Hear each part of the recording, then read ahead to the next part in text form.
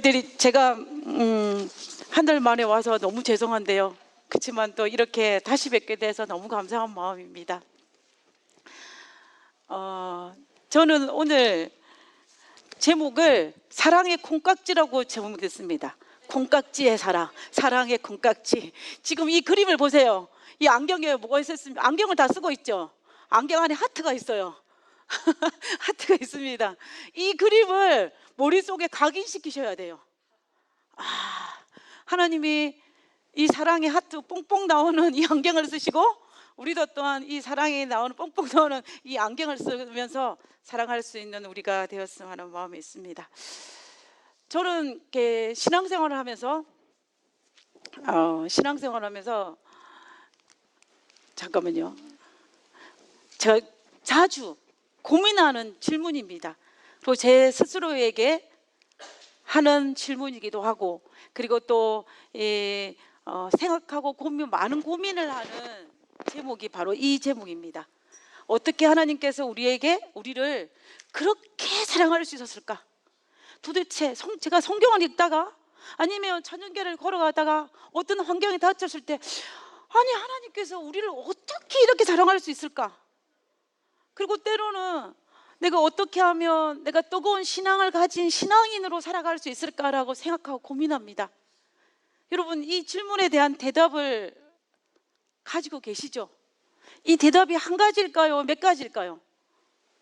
이 질문에 대한 대답은 한 가지일 수가 없어요.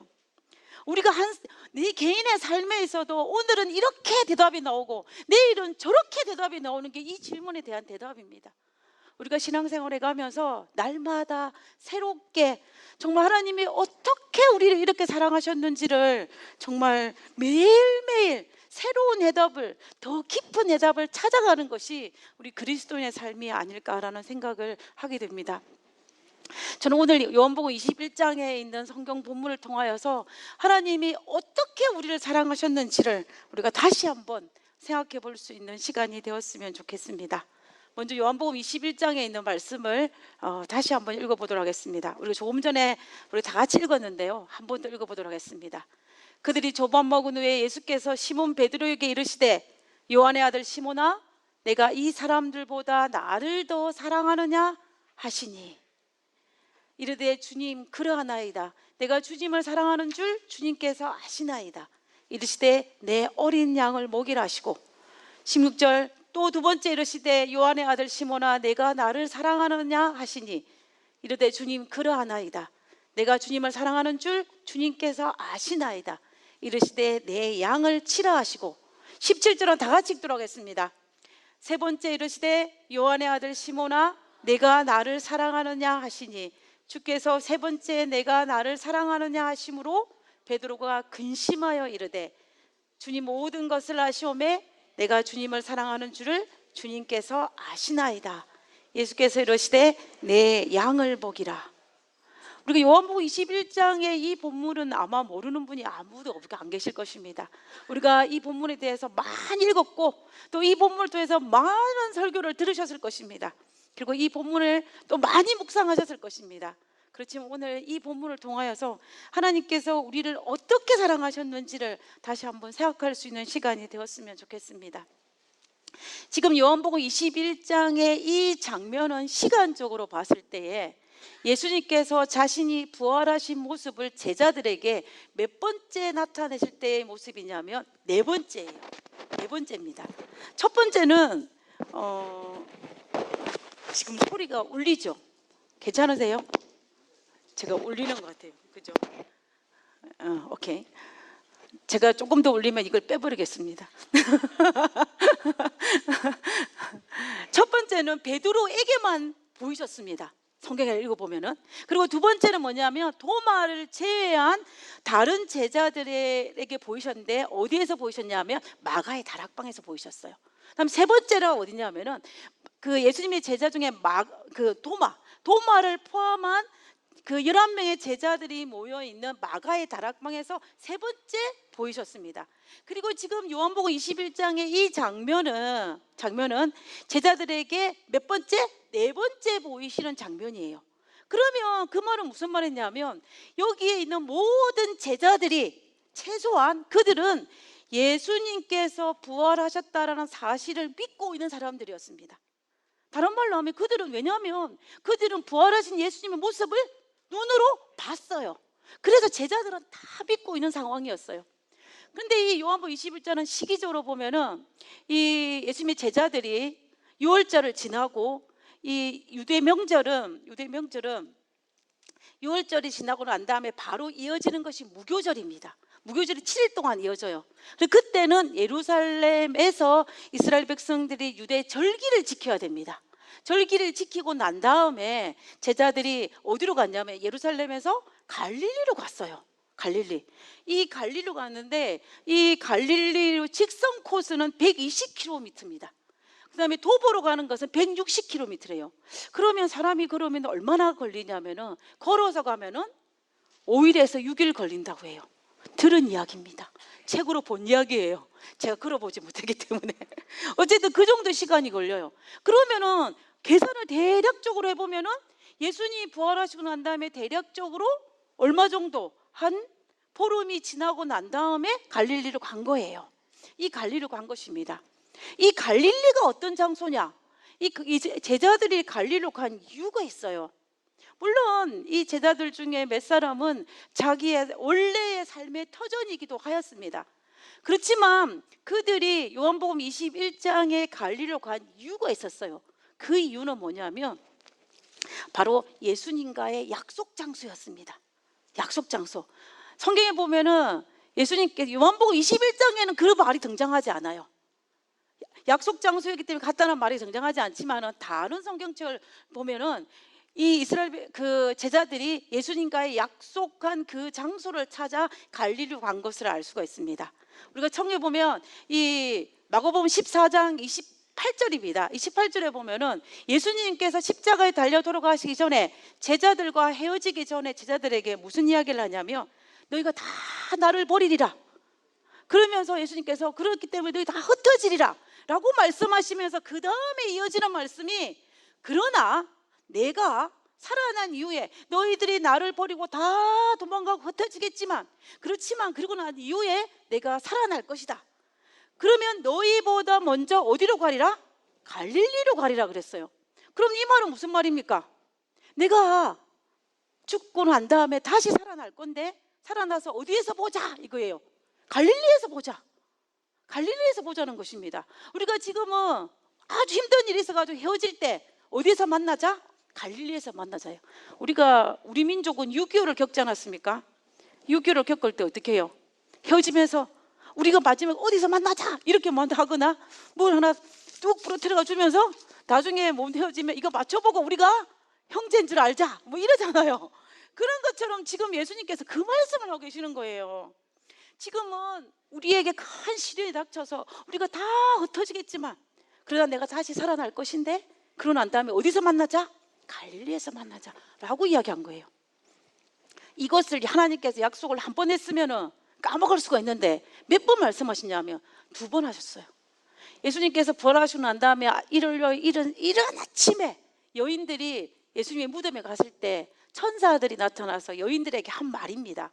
뭐라고 했냐면 마태복음 28장 7절에 보면 또 빨리 가서 누구에게? 여인들에게 한 말이에요. 빨리 가서 그의 제자들에게 이르되 그가 죽은 자 가운데서 살아나셨고 너희보다 먼저 어디로 가리니? 갈릴리로 가리니. 그러니까 어때요? 이 말을 여인들이 제자들에게 분명히 말했을 것입니다. 그러면은 이 말을 들었을 때 제자들은 어떤 생각을 해요? 아, 맞아, 예수님과 우리 헤어지기 전에 이 약속을 했지. 그래, 갈릴리로 가야지 라는 생각을 그들이 안 할 수가 없다라는 것입니다. 그래서 이제 제자들이 이제 약속 장소로 간 거예요. 자, 그러면 그 약속 장소에 몇 명이 모였는지를 한번 보겠습니다.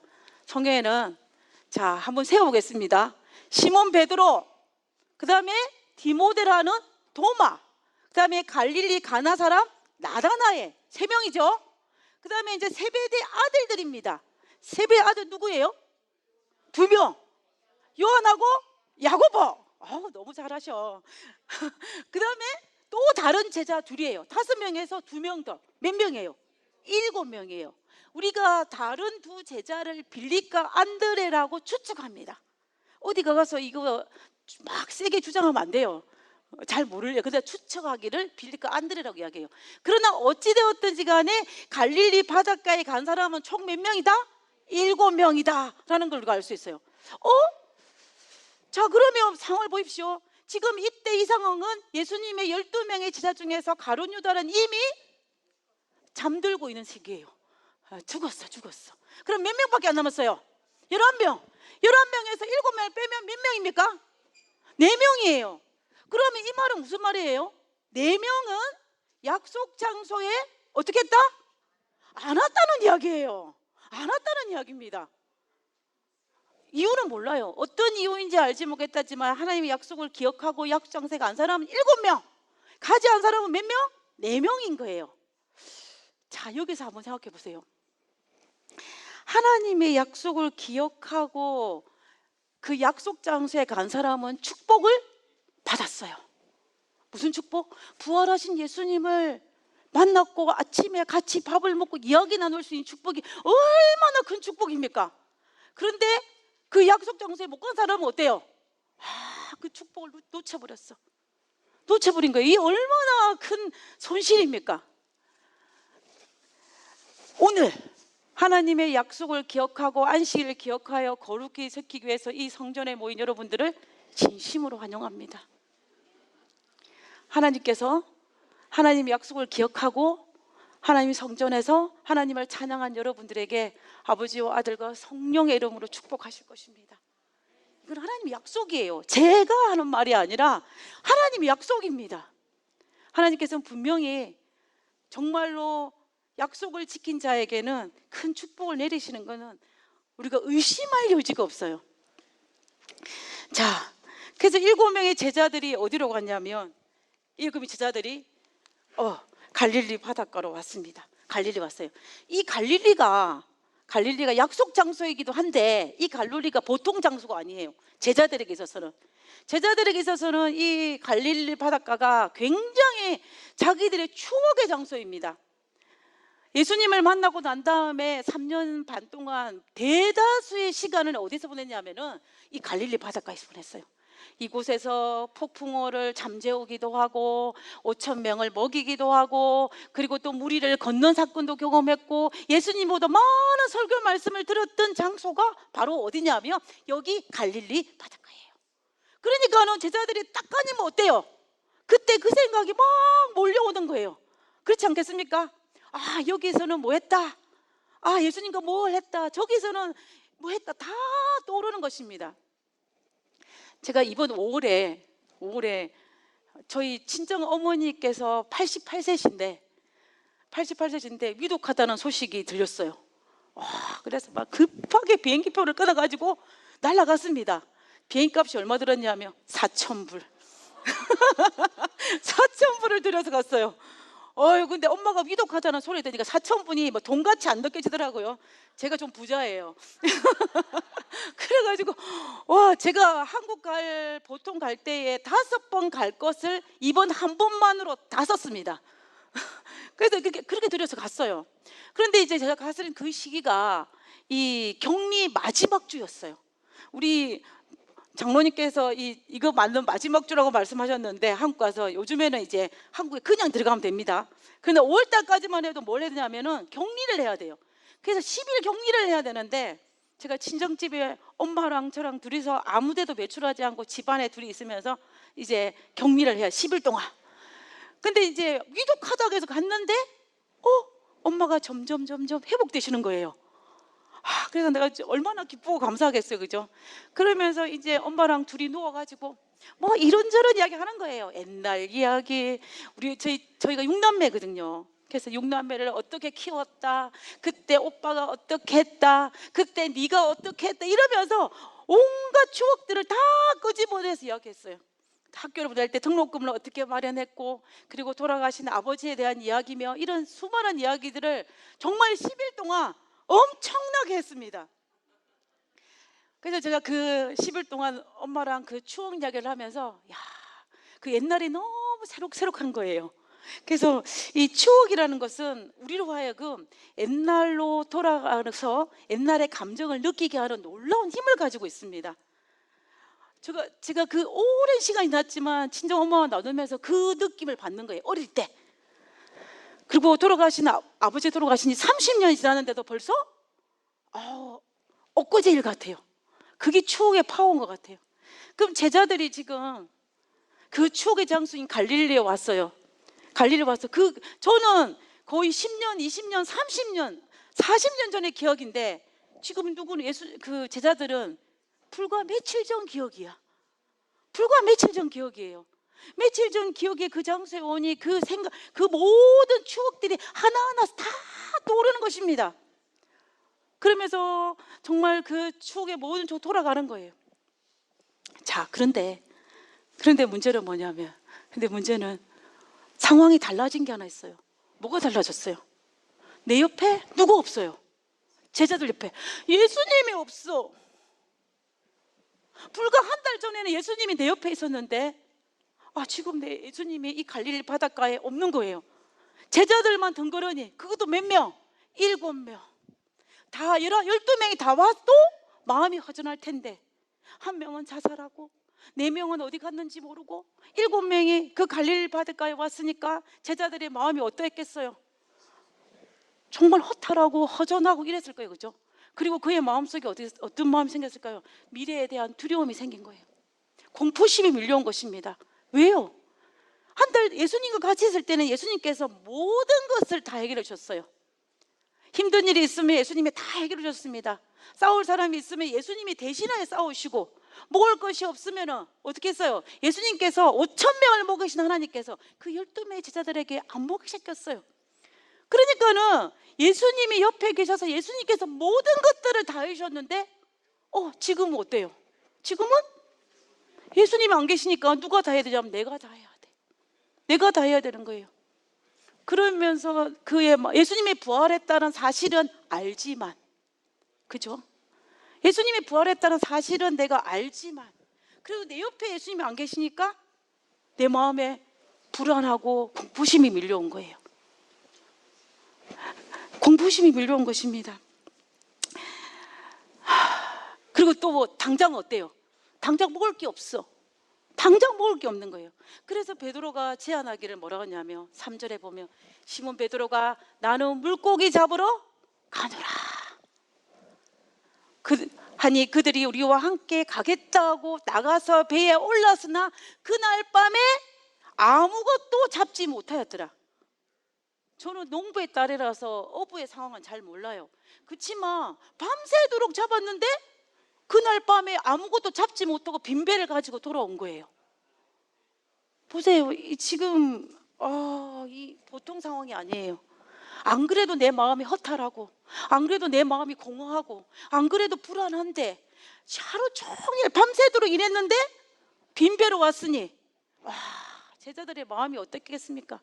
더 절망하고 더 공허했을 거예요. 했을 것입니다. 엎친 데 덮친 격입니다. 엎친 데 덮친 격이에요. 우리가 살다 보면 이런 일이 있지 않습니까? 저는 가끔 이런 일이 있는 것 같아요. 안 좋은 일이 있는데 안 좋은 일이 더 겹쳐요. 좋은 일 있다가 안 좋은 일, 예를 들면 좋은데 어떨 때는 좋은 일이 막 쏟아졌다가 어떨 때는 안 좋은 일이 막 몰려올 때가 있습니다. 그럴 때가 있어요. 마치 뭐 하는 것처럼, 머피의 법칙이 작용하는 것처럼 안 좋은 일이 우리 삶에 겹칠 때가 있어요. 제 삶을 제가 살아가다 보니까 그렇더라고요. 자, 그럼 이때에 우리는 어떻게 해야 되냐? 정말 중요합니다. 그죠? 이때에 우리가 어떻게 했냐? 저는 이렇게 생각해요. 믿는 자의 특권을 누리는 것이 우리의 몫이라고 생각합니다. 이때를 위해서 우리가 하나님을 믿는 거예요. 믿는 자의 특권을 누리는 특권이 언제 필요하냐면 이때 필요한 것입니다. 마치 머피의 법칙이 작용하는 것처럼 안 좋은 일이 겹쳤을 때, 그때 우리는 믿는 자의 특권을 누리는 것이 우리의 몫이라는 것입니다. 자, 그러면 믿는 자의 특권이 뭐냐? 이게 중요하잖아요. 알아야 누리지. 알아야 누릴 거 아닙니까? 그럼 믿는 자의 특권이 무엇인지를 우리가 한번 본문을 통해 살펴보도록 하겠습니다. 자, 믿는 자의 특권을 잘 알 수 있는 성경 본문이 요한복음 21장 5절에 6절이에요. 보세요. 예수께서 이러시되 얘들아 너희에게 고기가 있느냐? 밤새도록 했는데 고기가 있느냐 물은데 상황이 어때요? 없나이다. 자, 그 다음이 중요해요. 가라사대 그들을 그물을 내 배 오른편에 던지라 그리하면 얻으리라 하신데 이에 던졌더니 고기가 많아 그물을 들 수 없더라. 할렐루야 아닙니까? 이럴 때 할렐루야 하는 거예요. 할렐루야 하는 것입니다. 여러분, 이 본문을 읽으면서 믿는 자의 특권이 무엇인지 감을 잡으셨습니까? 믿는 자의 특권은 비록 내가 밤새도록 수고하여 빈배로 돌아왔지만은 예수님께서 그의 자녀들에게 고기를 많이 주실 것이라는 것을 어떻게 한다는 거예요? 믿고 마음의 평안을 누리는 것이 바로 믿는 자의 특권입니다.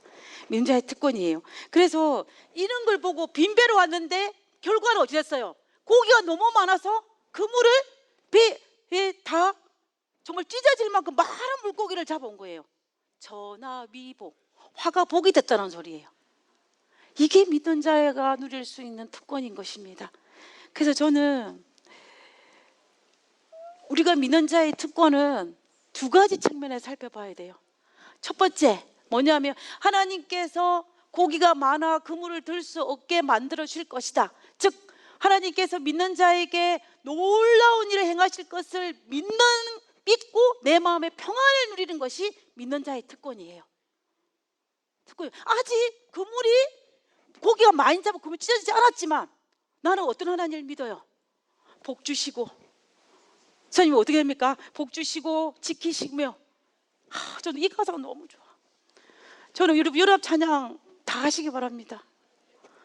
저는 이 찬양 복 주시고 제가 노래를 잘 부르면 이날 다 부르고 싶은데 제가 노래를 잘 못 불러가지고 진짜 복 주시고 지키시며 은혜와 평강을 베푸시는 축복의 하나님이 누구예요?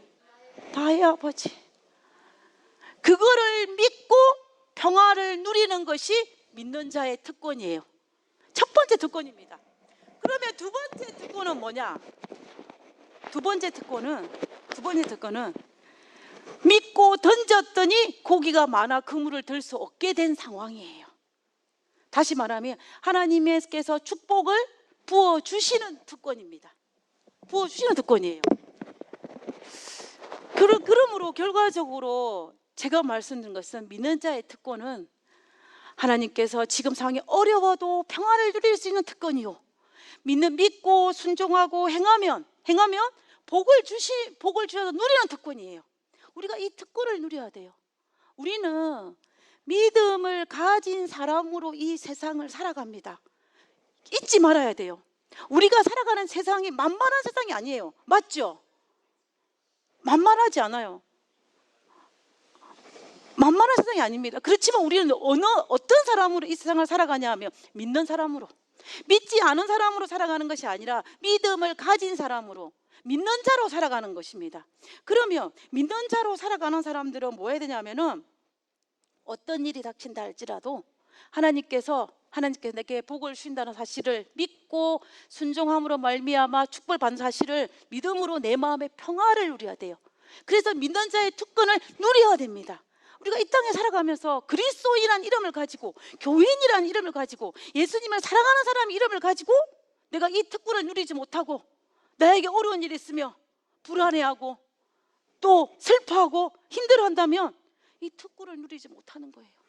우리는 이 특권을 누려야 돼요. 저는 하늘나라를 넉넉하게 가고 싶어요. 턱걸이 하고 싶은 마음이 없어요. 물론 턱걸이에서 하늘 가도 너무 좋겠죠. 그렇지만 넉넉하게, 이 넉넉함은 뭐냐면 배짱이에요. 무슨 배짱이에요? 하나님께서 믿는 자에게 특권을 주신 그 약속을 믿는 특권이죠. 그 배짱을 가지고 하늘에 가게 되면 우리는 이 땅의 삶이 힘들고 어려워도 넉넉해지는 것입니다. 우리보다 부유한 사람이 상천지 어디 있어요? 우리보다 복받은 자가 어디 있습니까? 아무도 없어요. 왜? 이유가 하나밖에 없습니다. 하나님으로부터 사랑받는 자녀의 삶을 살기 때문이에요. 제가 얼마나 복을 많이 받았는지 한 가지만 말씀을 드릴게요. 여러분, 혹시 그 영화에서 나오는 것처럼 조직 폭력배한테 인사받아 보신 분 계세요? 한 분 말고 까만 양복을 입은 사람이 일류로 쫙 섰는데 인사를 받아보신 분이 계십니까 혹시? 저는 받아봤어요. 제가 대구에서 목회를 할 때 저희 교회에 한 분이 그 당시에 그랜저를 끌고 왔어요. 까만 그랜저를 끌고 양복을 딱 입고 와가지고 안식일 예배 딱 드리고, 그 당시에는 그 파트락이 국수였어요. 국수 한 그릇 딱 먹고 헌금 10,000원 딱 내고 가시는 일괄된 삶을 사시는 한 분이 계셨어요. 그래서 이제 그 발령을 받아 갔는데 교인들이 저보고 그러는 거야. 저분이 정치 깡패 중간 간부예요 그러는 거예요. 그런데 얼굴은 너무 선하게 생기셨어. 그리고 저보고 맨날 천사라 그래요. 천사라 그랬어 저보고 진짜로. 그래서 저는 그때 20대였잖아요. 그래서 천사라 그래 너무 좋아가지고 그분하고 뭐 잘 지냈어요. 근데 어느 날 그분이 아파가지고 병원에 입원을 했어요. 그러니까 어떻게 하겠어요, 그죠? 방문을 갔죠. 방문을 갔대. 그때 우리 교회 집사님하고 이제 몇 분이 갔어요. 갔는데 복도부터 느낌이 달라요. 복도부터. 이거 정말 거짓말 이만큼도 안 보탠 거예요. 복도에 그 장례식 화환이 있죠. 세우는 거. 그 제가 장례식 화환이라 그래요. 세우는 거. 꽃, 여기는 꽃을 하나로 하지만은 한국은 2개로 해요. 위에도 하고 밑에도 하고. 그 2개를 가지고 복도에다 쫙 있는 거예요. 쫙 있는데 이상해요. 근데 까만 양복도 우리 박장님처럼 저런 색깔 안 입어요. 까만색 입은 양복들이 장정들이 막 왔다 갔다 하는 거예요, 그 복도에. 그런데 이제 우리가 그 병문안을 갔으니까 어쩔 수 없이 가가지고 이제 호실을 보니까는 그 호실이 있는 거예요. 그 꽃 사이를 지나가가지고 문을 딱 열었더니 세상에 그 안에 꽃들이 방 가득해요. 너무 많아가지고 그 안에 다 넣지를 못해서 복도까지 일렬로 쫙. 와. 근데 가니까 어때요? 가니까는 양복 입은 사람이 그 방 안에도 가득인 거예요. 가득. 그리고 그분이 딱 병실에 딱 누워가지고 환자 버리고 누워 있는 거예요. 그러니까 우리가 딱 가니까 그분이 뭐라 했겠어요? 아이고 우리 전사님 왔냐고 이러면서 막 인사를 하다가 뭐라고 했냐면, 인사해라 우리 전사님이다 이렇게 뭐라는 거예요. 그랬더니 진짜로 그 양복 입은 사람이 일렬로 딱 해가지고 90도 각도. 이거 동영상을 찍어놨어야 되는데 제가 거짓말하는 것 같잖아요. 근데 진짜예요. 와, 제가 하나님의 자녀에 대한 특권으로 제가 그분들한테 90도 각도 인사도 받아봤어요. 우리가 이 땅을 살아가면서 믿는 자의 특권을 누릴 수 있는 축복이 우리에게 굉장히 많다는 것을 우리가 압니다. 그래서 정말 우리도 그런 특권을 누리는 사람이 되어야 할 것입니다. 이 7명의 제자들이 그 특권을 누렸을 때, 배가 까뜨 물고가 찼을 때 누구를 알아봤냐면 예수님을 알아봤어요. 예수님을 알아보고 난 다음에 예수님을 보니까 예수님이 뭐 하고 있어요? 예수님이 숯불에다가 고기 굽고 떡을 구우면서 아침 밥상을 준비하고 있는 거예요. 아침 밥상. 그래서 갈려가지고 뭐 했겠어요? 지사들과 함께 같이 밥을 먹었을 것입니다. 아마 예수님께서 얼마나 넉넉하신 분인지 그 굽고 있는 것도 모자라가지고 제자들이 잡은 물고기를 가져오라 그랬어요. 그래서 고기를 많이 구웠어요. 아마 넉넉하게 구웠을 것입니다. 우리 박성자 집사님처럼. 이게 조금 안 해요. 저는 예수님이 조금 했다 생각 안 해요. 많이 했어요. 누구처럼? 많이 했어요. 그래가지고 이제 제자들 먹는데 제가 상상을 해봤어요. 제자들이 그때 어떤 느낌이었을까? 물론 감사하고 기쁘고 너무 좋죠. 근데 그 마음속에는 길티 필링이 있는 거예요. 있을 것 같아요. 내가 예수님을 부인하고 도망갔는데. 그런 미안한 마음도 있고. 그리고 또 특별히 베드로는 어때요? 내가 공개적으로 내가 모든 사람이 다 버릴지라도 나는 뭐 하지 않겠다. 절대로 예수님을 버리지 않겠다고 공개적으로 맹세했는데, 아이고 세상에, 예수님께서 가장 힘든 시간에 도망갔네. 그것도 부족해서 3번이나 부인했네. 야, 그것 알았을 때 베드로가 정말 고개를 들 수 없는 거예요. 근데 예수님 입장은 또 어때요? 예수님은 이제 이 땅의 모든 사역을 마치고 하늘로 올라가야 될 상황인데, 이 모든 사명을 누구에게 맡기셔야 되냐면 이 제자들에게 맡기셔야 할 상황이었어요. 그래서 이제 예수님께서 모든 걸 맡기고 가려고 하는데, 원래 예수님께서 12명의 제자를 세우실 때도 철야 기도를 하신 분이 우리 예수님이세요. 그런데 이제 그 제자들에게 모든 사명을 맡기고 돌아가려고 하니까 어때요? 그의 마음에 여러 가지 복잡한 신경이 아마 들었을 것입니다. 그래서 옆에 딱 보니까 어때요? 누가 보이냐면은 베드로가 보이는 거예요. 베드로를 보니까 예수님이 비록 이 베드로가 비겁하게 도망갔지만, 정말 예수님이 부인하기도 했지만, 그래도 쭈삣쭈삣 하면서 예수님 주변을 맴돌고 예수님 얼굴도 제대로 못 쳐다보고 고개를 푹 숙이고 눈도 못 마주치는, 정말 버선발로 달려와서 예수님을 환영하긴 했지만 예수님 앞에서는 아무것도 하지 못하는 이 베드로의 모습을 바라보면서 누가? 예수님의 마음이 참 아팠을 것입니다. 그럼에도 불구하고 이 베드로에 대한 사랑은 여전했어요. 그리고 그 제자에게 하나님의 제자의 사명을 주기를 원하셨습니다. 그래서 예수님께서 베드로에게 물으시는 거예요. 물으시는 겁니다. 21장 15장 11절에 3번 물으셨어요. 요한의 아들 시몬아, 내가 이 사람들보다 나를 더 사랑하느냐? 요한의 아들 시몬아, 내가 나를 사랑하느냐? 요한의 아들 시몬아, 내가 나를 사랑하느냐? 3번 물으셨어요. 예수님께서는 이 동일한 질문을 3번 하셨습니다. 우리가 잘 알고 있는 사실이잖아요. 예수님께서 왜 이 질문을 하셨을까? 왜 질문을 하셨을까? 물론 예수님께서 이 질문한 데는 외적으로는 이 베드로가 사실은 제자들 사이에 수제자였고 맏형격이었어요. 그런데 예수님께 십자가에 달려 돌아간 사건 이후로 부인하고 뭐 도망간 이후로 이 수제자와 맏형 자리가 무너져 버린 거예요. 죄송합니다. 아무도 이 제자들이 뭐였어요? 예수님을 그렇게 받아들이는 사람이 없는 거예요. 그래서 공개적으로 부인했기 때문에 예수님께서는 공개적으로 그를 제자로 다시 올려놓을 필요가 있으셨습니다. 그래서 예수님께서 공개적으로 그렇게 하신 것을 우리가 볼 수가 있어요. 자, 그런데 예수님께서 그 이유 외에 또 다른 굉장한 이유가 하나 있습니다. 그 이유가 뭐냐면 예수님께서 이 질문을 하신 근본적인 이유예요. 그 이유는 베드로가 이 땅에 살아가면서 초대교회를 이끌어갈 그 제자로서 이 모든 것을 감당할 수 있는 힘의 근원이 어디에서 나오는지를 알 수 있는 질문을 하신 거예요. 무슨 말이냐면은 베드로가 예수님께서 하늘로 올라가시고 난 다음에 이 초대교회를 이끌어가야 되고, 그리고 베드로가 어떻게 해야 됩니까? 이 예수님의 제자로서 수많은 로마 사람들과 유대인들에게 수많은 박해를 받아야 되고, 그리고 성전 미문에서 안전뱅이를 살려야 되고, 그리고 감옥에 갇혔을 때도 뭐합니까? 기뻐하고 찬양을 해야 되는데, 그 모든 파워, 십자가에 거꾸로 달려 돌아갈 수 있을 만큼의 그 파워는 어디에서 나오느냐? 바로 사랑에서 나온다는 걸 알아야 될 거예요.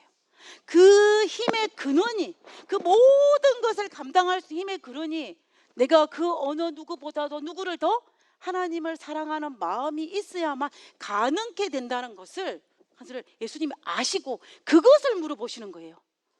하나님의 제자로서 우리가 이 교회를 운영해 가고 하나님의 사명을 감당해서 하나님의 복음을 전하는 우리가 감당할 수 있는 것은 재주, 열정 아니에요. 사랑이에요. 무슨 사랑?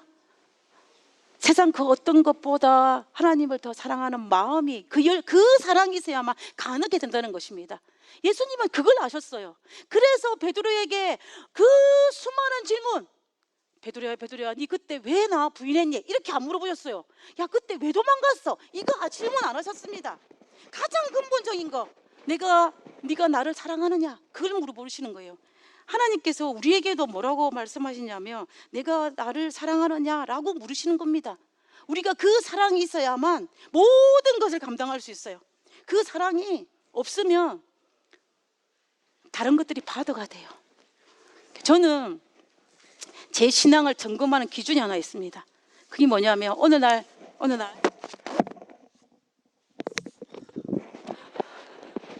날 내가 모든 것들이 힘들고 버겁게 느껴지고 마음이 상하며 제 신앙이 떨어진 거예요.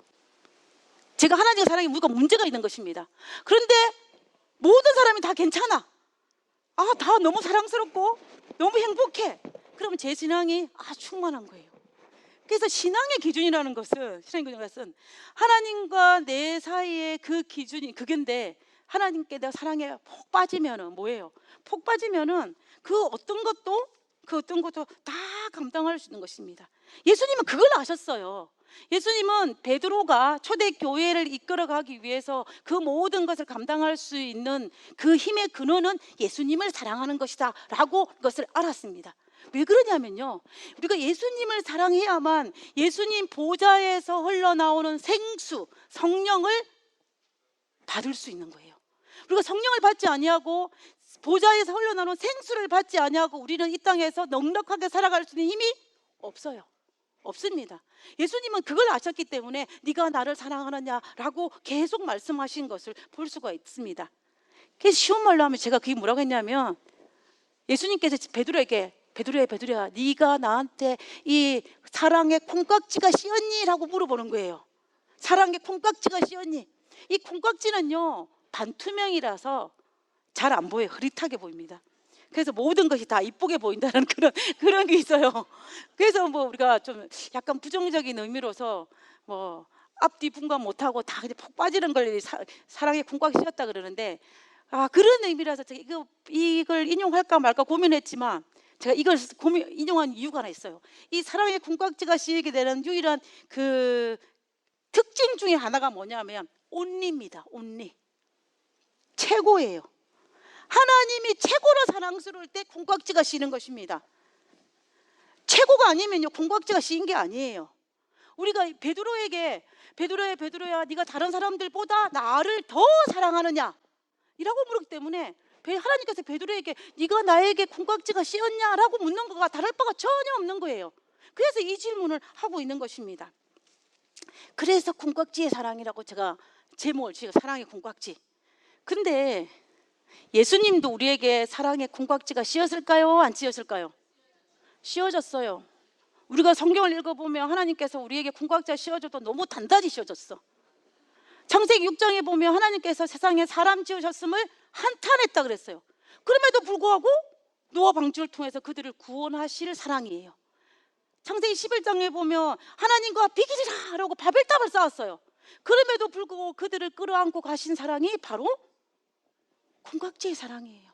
그뿐만 아니죠. 그뿐만 아니라 모세가 시내산에 올라가 조금 덜이 오니까 산 아래에서 어떻게 합니까? 아이고 금송아지를 세워놓고 우리 신이다, 애굽으로 인도할 신이다라고 이야기해요. 말도 안 되는 소리죠. 그럼에도 불구하고 포기하지 못한 사랑이에요. 그리고 왕정시대에는 하나님의 성전 안에 이방 신상을 세워서 경배했던 사람들이에요. 그럼에도 불구하고 그들을 포기하지 못한 사랑이 하나님의 사랑인 것입니다. 그러니 어떻게 콩깍지의 사랑이 아니라고 말할 수 있겠습니까? 그리고 결정적인 건 오늘 이 순간에 이 자리에 우리가 앉아 있고 서 있는 이 자체가 하나님께서 우리에게 콩깍지가 씌워지지 않았으면 결코 불가능한 일이에요. 불가능한 일입니다. 그래서 우리는 콩깍지의 씌인 눈으로 우리를 바라보시는 그 하나님으로 인하여 우리가 감사하지 않을 수가 있습니다. 않을 수가 없다는 거예요. 그래서 예수님은 이 사랑을 가지고 정말로 6,000년을 버티셨고 하늘 보좌를 버리고 이 땅에 내려오셨고, 그리고 십자가에서 우리를 대신하여 돌아가신 분이 바로 누구다? 우리의 예수님이라는 거예요. 그러니 어찌 콩깍지의 사랑이 아니라고 할 수 있겠습니까? 제가 몇 년 전에 이분의 간증을 들은 적이 있어요. 혹시 이분을 아시는 분이 계신지 모르겠어요. 이분이 노태숙 집사님이라는 분인데 20년 동안 무당이셨어요. 무당이셨는데 실제 자기 무당도 자기 잡신을 섬기는 무당이었어요. 이분이.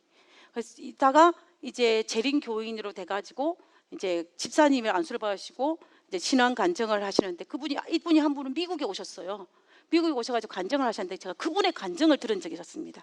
그래서 그 간증을 많은 이야기가 굉장히 감동적으로 듣는데 그 중에 한 가지는 뭐냐면 이분이 무당들이 자기들이 섬기는 신에 대한 특징을 이야기했어요.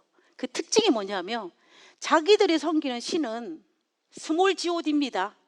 자기들이 섬기는 신은 특징이 잘 삐진대요. 이거 제 말이 아니에요. 이분 말이야.